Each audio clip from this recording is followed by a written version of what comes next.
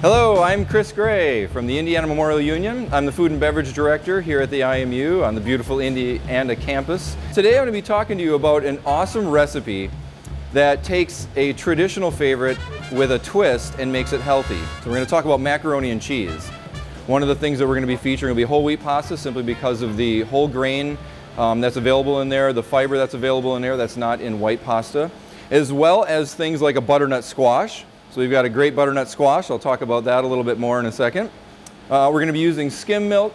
We're going to be using some low sodium chicken stock.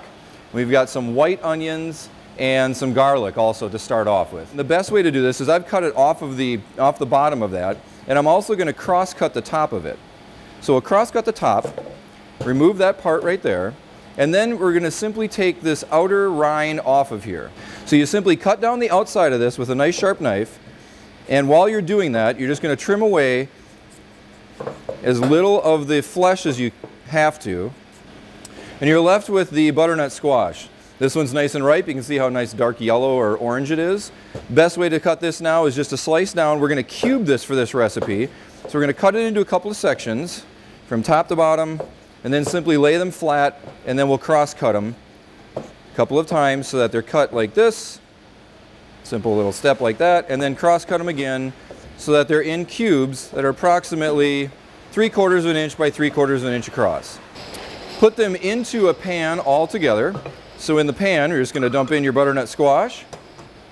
We're going to put in our milk. The amount of milk is 1½ cups. The amount of chicken stock that we're putting in there is 1½ cups as well. We're also going to add the onion into that. And we're going to add in the 2 garlic cloves. That's about it. That goes on medium-high heat until it comes to a boil. Once it comes up to a boil, reduce the heat to a simmer for approximately 25 minutes, just until the butternut squash is tender. All right, let's go over to the stove.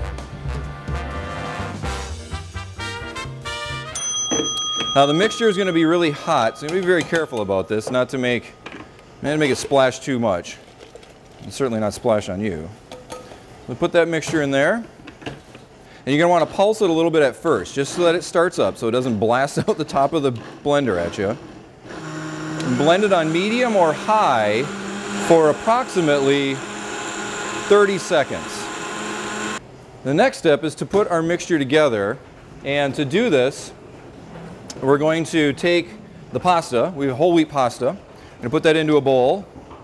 We're going to add the rest of that in there. We're going to add in just a pinch of pepper to that. We're also going to add in some Greek yogurt, just a couple tablespoons of Greek yogurt. Gives a good body, nice creaminess. We also have 1¼ cups of sharp cheddar cheese. I recommend using sharp cheddar cheese simply because of the flavor. I'm going to be putting in some Parmesan cheese. So I have some grated Parmesan cheese I'm putting in there too, ½ cup. Then we're going to dump our mixture in. And this is our butternut squash mixture. We're simply going to take a spoon and we're going to mix that all up, mixing in the yogurt, mixing in the cheeses. This is what's going to happen next is we're going to put this into a casserole dish. We're going to put it into the oven for about 20-25 minutes.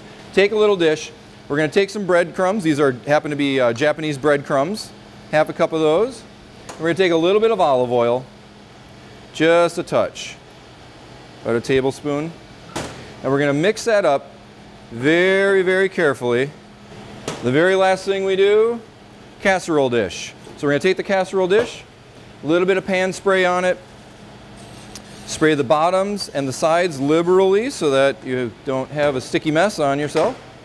We're going to take our macaroni and cheese and we're going to put it into this casserole dish. There we go. Now we're going to take our breadcrumb mixture. We're simply going to top this with the breadcrumb mixture. Shake it a little bit just to get some of that breadcrumb to fall down in those cracks.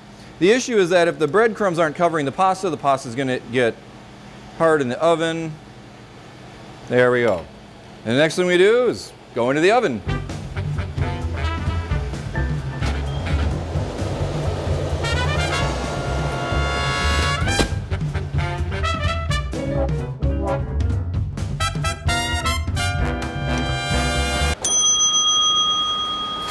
All right, so we just took this out of the oven.